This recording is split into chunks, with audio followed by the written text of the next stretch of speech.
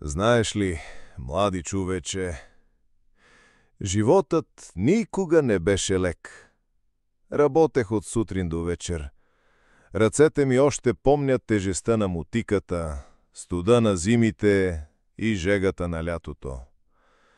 Жена ми, тя беше светлината ми. Усмивката й можеше да прогони всяка мъка, но Бог я прибра рано. От тогава къщата е тиха, прекалено тиха. Приятелите ми един по един си тръгнаха. Сега улицата е празна, а имената им живеят само в спомените ми. Децата, те са далеч.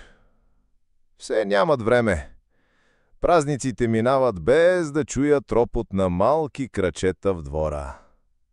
Трудно е да се оправяш сам, да се събудиш сутрин и да знаеш, че никой не те чака на масата. Но, знаеш ли какво? Аз не съм загубил вяна в човека.